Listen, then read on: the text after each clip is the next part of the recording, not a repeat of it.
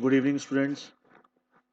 अगर आप लोग इस चैनल पे नए हैं तो सबसे पहला काम तो आप लोग ये करिए कि आप लोग इस चैनल को सब्सक्राइब कर लीजिए और लाइक कर दीजिए। चलिए हम लोग शुरू करते हैं कुछ फिक्स प्रेपोजिशन के क्वेश्चंस। ये सीजीएल में पूछे गए हैं, साथ ही साथ इनका क्लोज में बहुत ज़्यादा यूज़ होता है। तो सबसे पहला इंपॉर्टेंट काम तो आप लोग को ये है कि आप इन लोगों को अच्छे तरीके से पढ़ डालिए। मैंने सारे जितने भी फिक्स प्रेपोजिशन हैं उनकी हिंदी भी लिख दी है, साथ ही साथ मैंने उनका जो एग्जाम्पल होता है वो भी लिख दिया। अगर आप लोग के पास टाइम हो तो उसका स्क्रीनशॉट लेकर के आप लोग एक एक अपनी नोटबुक में लिख डालिएगा। ठीक है, सबसे पहले आप लोग करिए लाइक। ठीक है, लाइक करने के बाद इसको शेयर करिएगा।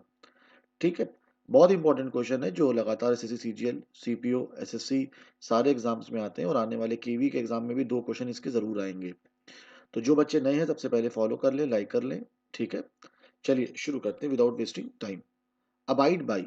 अबाइड बाई का मतलब होता है कोई चीज मानना, किसी कानून का पालन करना, किसी की आज्ञा का पालन करना। ठीक है, अबाइड अपने बाद हमेशा बाई का इस्तेमाल लेता है। एग्जाम्पल देखिएगा, we should abide by their decision, मतलब हम लोगों को उनका निर्णय या डिसीजन मानना चाहिए। अबाइड बाई का मतलब होता है मानना, किसी चीज को स्वीकार करना। अक्यूज के बाद ऑफ का इस्तेमाल होता है। अक्यूज का मतलब होता है अपराध लगाना, किसी के ऊपर अपराध लगाना। इसके साथ चार्ज का भी इस्तेमाल होता है और इंडाइट का भी इस्तेमाल होता है।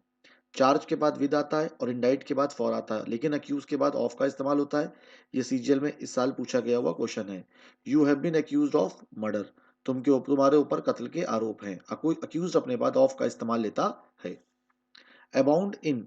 अबाउंड इन का मतलब होता है भरा होना, किसी चीज से भरा होना।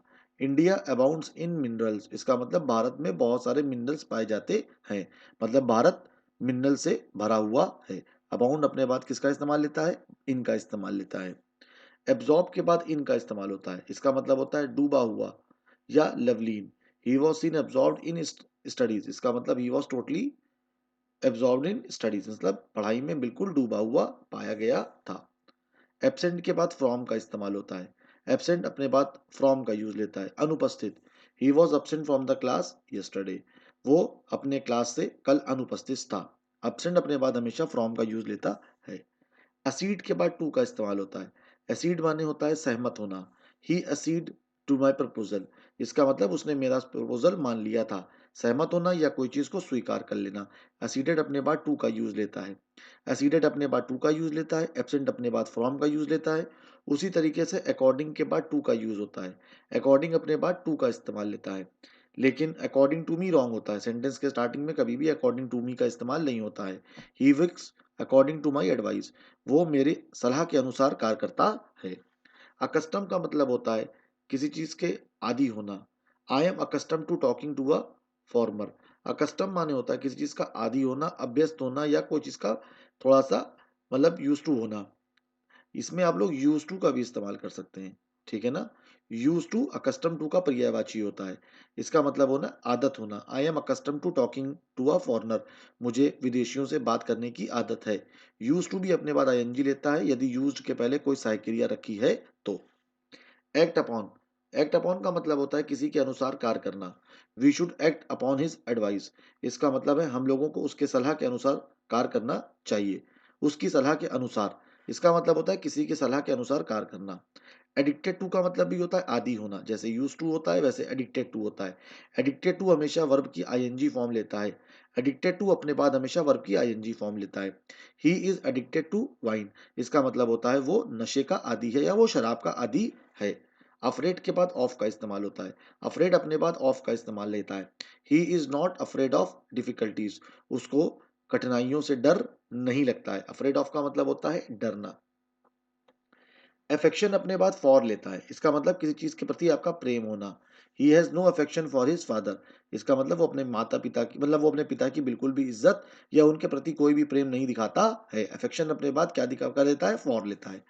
एग्री के बाद विद का इस्तेमाल होता है। एग्री अपने बाद हमेशा विद का यूज लेता है। शी एग्रीड विद मी, इसका मतलब वो मेरे साथ सहमत थी। एग्री के बाद विद का इस्तेमाल होता है। ठीक है, अगर आप किसी व्यक्ति से एग्री कर रहे हैं तो विद आता है, या किसी प्रस्ताव से या किसी निर्जीव चीज से एग्री कर रहे हैं तो टू का इस्तेमाल होता है। He agreed to my proposal, agree के बाद विद भी आता है और एग्री के बाद टू का इस्तेमाल भी होता है। एग्री अपने बाद विद तब लेता है जब कोई सजीव रखा हो। एग्री अपने बाद टू तब लेता है जब कोई निर्जीव चीज रखी हो। एंग्री के बाद विद आता है यदि आप किसी व्यक्ति से क्रोधित हैं तो। He was angry with me, वो मुझसे क्रोधित था। He was angry at my proposal, इसका मतलब मेरे बेतुके व्यवहार से वो नाराज था, वो नाराज हो गया था। एंग्री के बाद एट आ रहा है क्योंकि यहाँ पर व्यवहार की बात करी गई है। व्यवहार निर्जीव होता है, व्यक्ति सजीव होता है। एंग्री के बाद विद आता है जब कोई सजीव रखा होता है। एंग्री के बाद एट आता है जब कोई निर्जीव रखा होता है। एनॉयड के बाद विद का यूज होता है। अगर आप किसी व्यक्ति से नाराज हैं तो एनॉयड के बाद, अगर आप किसी व्यक्ति से नाराज हैं तो एनॉयड के बाद विद आता है। थोड़ा सा ये एग्जाम्पल लिखने में दिक्कत हो गई है। एनॉयड विद द बॉय, क्योंकि यहाँ पर एनॉयड के बाद विद आ रहा है। अगर आप किसी व्यक्ति से नाराज हैं तो एनॉयड विद। यदि आप किसी वस्तु या किसी निर्जीव चीज से नाराज हैं तो एनॉयड एट। जो टीचर था वो मेरे एब्सेंस, मेरी जो मैंने जो छुट्टी करी थी वो उस चीज से नाराज था, क्योंकि मेरी एब्सेंस से नाराज था। और जो प्रिंसिपल थे वो उस बच्चे से नाराज थे। नाराज होना, गुस्सा होना या चिढ़ा होना। चिढ़ा होना एनॉयड माना तो बहुत ज्यादा चिढ़ जाना। अगर किसी निर्जीव से हैं तो एट और सजीव से हैं तो विद। एंशियस के बाद फॉर का इस्तेमाल होता है। एंशियस माने होता है किसी चीज के लिए चिंतित होना। He is anxious for his son, वो अपने बेटे को लेकर के बहुत चिंतित है। यदि किसी निर्जीव चीज से है तो अबाउट होता है, ठीक है ना। अगर किसी निष्कर्ष से या किसी चीज से या क्या होगा, किसी परेशानी को लेकर के हैं तो एंशियस के बाद अबाउट आता है और एंशियस के बाद फॉर आता है। एंशियस अपने बाद फॉर लेता है यदि कोई सजीव रखा है।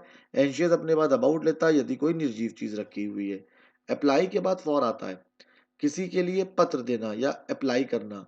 जैसे उसने एसबीआई एग्जाम के लिए अप्लाई किया है या उसने पोस्ट ऑफ क्लर्क के लिए अप्लाई किया है, इसका मतलब किसी चीज के लिए पत्र देना या किसी चीज के लिए अप्लाई करना। अप्लाई टू का मतलब होता है किसी पद के लिए कोई प्रार्थना करना या किसी चीज के लिए रिक्वेस्ट करना। ही अप्लाई टू द मैनेजर, इसका मतलब उसने मैनेजर से मांग की है। अशेम्ड के बाद ऑफ का इस्तेमाल होता है। अशेम्ड का मतलब होता है किसी से, किसी के व्यवहार या किसी व्यक्ति से या किसी भी चीज से थोड़ा सा शर्मिंदा होना। I was ashamed of my son's behaviour, मैं बहुत शर्मिंदा था अपने बेटे के बेतुके व्यवहार से। आस्क फॉर का मतलब होता है मांगना। सीरियल में एक सवाल भी आया हुआ है, mother Teresa ask for building. Ask for का मतलब होता है किसी चीज की डिमांड करना। यहाँ पर आस्क का फॉर आ रहा है क्योंकि उसने पैसों की डिमांड करी है। आस्क फॉर का मतलब होता है डिमांड करना, ठीक है। चलिए, अवेल के बाद ऑफ का इस्तेमाल होता है। अवेल अपने बाद ऑफ तो लेता ही लेता है, साथ साथ अवेल के बाद रिफ्लेक्सिव प्रोनाउन भी आता है। रिफ्लेक्सिव प्रोनाउन, रिफ्लेक्सिव प्रोनाउन का मतलब होता है किसी चीज की, किसी चीज का फायदा होना। He availed himself to the opportunity, गलत। अवेल्ड के बाद टू का इस्तेमाल नहीं होता है, अवेल्ड के बाद ऑफ का इस्तेमाल होता है। He availed himself of the opportunity, उसने मौके को भुना लिया था। अवेल ऑफ का मतलब होता है फायदा उठाना या बुरा लेना। अवेयर के बाद ऑफ का इस्तेमाल होता है परिचित होना। I am aware of his intention, इसका मतलब मैं उसके इंटेंशन से बहुत ज्यादा परिचित हूं या बहुत उससे जागरूक हूं। बिलीव के बाद इन आता है। बिलीव का मतलब होता है विश्वास रखना। We should believe in God, faith in God. Believe in के साथ साथ आप लोग फेथ का भी इस्तेमाल कर सकते हैं, इसका मतलब है भरोसा होना, विश्वास होना। बिलोंग टू का मतलब होता है किसी जगह से संबंध रखना या किसी जगह से आना। This books belongs to me, इसका मतलब ये बुक्स मुझसे मेरी है। दिस बुक मतलब रिलेटेड टू मी, यहाँ पर आप बिलोंग के साथ साथ रिलेटेड का भी इस्तेमाल कर सकते हैं। जैसे बिलोंग के बाद टू आता है वैसे रिलेटेड के बाद भी टू का इस्तेमाल होता है। ब्लेम के बाद फॉर आता है। ब्लेम का मतलब होता है किसी पे दोष लगाना। ही blamed Ramesh for his carelessness, उसने रमेश के ऊपर लापरवाही के आरोप लगाए थे। बिवेयर के बाद ऑफ का इस्तेमाल होता है। बिवेयर का मतलब होता है किसी चीज को लेकर के जागरूक होना या सतर्क रहना।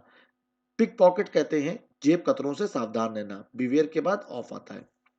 ब्लाइंड का मतलब, ब्लाइंड के बाद टू जब आता है तो इसका मतलब होता है किसी चीज को नजरअंदाज करना। ही, इसका मतलब होता है किसी चीज को नजरअंदाज करना।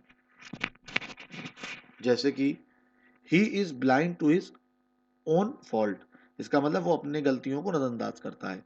बॉर्न के बाद ऑफ आता है। He was born in America और बॉर्न ऑफ रिच पेरेंट्स। अगर आप अमीर परिवार में पैदा हुए हैं या अमीर माता पिता से या गरीब माता पिता से पैदा हुए हैं तो बॉर्न ऑफ। लेकिन जिस जगह पैदा हुए हैं उसके लिए बॉर्न इन। बॉर्न इन किसी देश में उत्पन्न होना। बॉर्न ऑफ का मतलब होता है से उत्पन्न होना, जिससे पैदा हुए। I was born of, I was born of poor family, I was born in Lucknow. Busy के बाद विद आता है, व्यस्त होना। He is busy with his studies, वो अपने पढ़ाई को लेकर के बहुत बिजी है। बूस्ट के बाद ऑफ का इस्तेमाल होता है, इसका मतलब होता है शेखी मारना। ही बूस्ट ऑफ हिज नॉलेज, इसका मतलब वो अपने ज्ञान को लेकर के बहुत शेखी मारता है। ब्रेक इनटू का मतलब होता है चोरी के उद्देश्य से किसी जगह पर घुसना या सेंध लगाना। The thief broke into the house, जो चोर थे वो घर में घुस गए थे। सर्टेन ऑफ का मतलब होता है विश्वास करना। He is certain of her success का मतलब निश्चित होना या किसी चीज के लिए विश्वास होना, वो अपनी सफलता को लेकर के बहुत निश्चित है। केयर फॉर, केयर फॉर का मतलब होता है परवाह करना। He does not care for me, वो मेरी बिल्कुल भी परवाह नहीं करता है। कंप्लाई के बाद विद आता है, इसका मतलब होता है पालन करना। अबाइड बाई जैसे होता है वैसे ही कंप्लाई का, अबाइड बाई माई इंस्ट्रक्शंस मतलब मेरे इंस्ट्रक्शंस को मानो या कंप्लाई विद करो, पालन करना।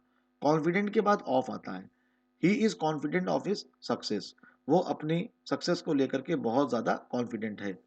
कैपेबल के बाद ऑफ आता है, समर्थ होना, योग्य होना। He is capable of doing such work, इस तरह के कार्य करने में वो योग्य है। कॉन्ग्रेचुलेट और कॉम्प्लीमेंट के बाद ऑन का इस्तेमाल होता है, बधाई देना। He congratulated me on my success, उसने मेरी सफलता के ऊपर मुझे कॉन्ग्रेचुलेट किया था। कंप्लेन के बाद अगेंस्ट आता है, इसका मतलब है किसी के खिलाफ शिकायत करना। The teacher complain against Satish, इसका मतलब सतीश के खिलाफ कंप्लेंट की थी। अगर किसी चीज को लेकर के कंप्लेंट कर रही हैं तो अबाउट मिसबिहेवियर, मतलब किसी चीज को लेकर के कर रही हैं तो वहां पर क्या आ जाएगा, मिसबिहेवियर, इसका मतलब बुरे बर्ताव को लेकर के शिकायत करी है। जिससे शिकायत करी होगी उसके लिए टू आ जाएगा, जैसे कि टू अमित, अमित को शिकायत करी है किसके बारे में, सतीश को लेकर के, किस चीज के लिए, मिसबिहेवियर को लेकर के। अगर कंप्लेन के बाद टू आ रहा है तो इसका मतलब है जिसको शिकायत की गई है, जिसके बारे में शिकायत करी गई है अबाउट, जिसके लिए शिकायत करी गई है अगेंस्ट। चार्ज अगेंस्ट, विरुद्ध। There is no charge against, charge अगर नाउन है तो उसके बाद अगेंस्ट आता है। तुम्हारे बेटे के खिलाफ या तुम्हारे भाई के खिलाफ कोई भी आरोप नहीं है। चार्ज लेकिन अगर वर्ब है, चार्ज अगर वर्ब है तो उसके बाद विद का प्रयोग करते हैं।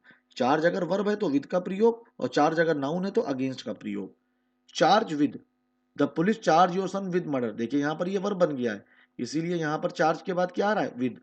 कंडेम टू, इसका मतलब होता है निंदा करना। He was condemn to death, condemn का मतलब दो तरीके होते हैं। अगर कंडेम यहां पर काम कर रहा है वर्ब की तरह, we condemn, we he was condemn to death, दंड देना, इसका मतलब उसके ऊपर उसको फांसी की सजा सुनाई गई थी। कॉन्ट्रेरी के बाद टू आता है, इसका मतलब है किसी के खिलाफ जाना। He did contrary to my advice, इसका मतलब वो मेरे सलाह के खिलाफ गया था। क्योर ऑफ का मतलब होता है इलाज। Generally there is no cure of cancer, cancer का कोई भी इलाज नहीं है। डाई के बाद क्या आता है, of. He died of cholera, उसको कॉलरा, वो कॉलरा से मर गया था। यदि कोई व्यक्ति बीमारी से मरता है तो डाइड ऑफ का इस्तेमाल करते हैं। डिफर का विद, इसका मतलब मतभेद होना। रमेश डिफर्स विद यू, इसका मतलब वो तुमसे इस पॉइंट के ऊपर मतभेद रखता है या मतलब तुम्हारे साथ इत्तेफाक नहीं रखता है। डिफर फ्रॉम का मतलब होता है अलग होना, भिन्न होना। बर्ड्स जो होती हैं वो बीस्ट से अलग होती हैं, जैसे चिड़िया कुत्तों से अलग होती हैं। तो यहाँ पे किसी से भिन्न होना, लेकिन किसी से मतभेद होना, मतभेद होगा तो विद, और अगर किसी से अलग होंगे तो फ्रॉम। यहाँ पर डिफरेंट फ्रॉम का बोध आता है, किसका बोध आता है, डिफरेंट फ्रॉम, इसका मतलब अलग होना। इसी से आप लोग याद रखिएगा कि डिफरेंट के बाद क्या आता है, फ्रॉम। ठीक है, थैंक यू, बहुत बहुत शुक्रिया आप लोगों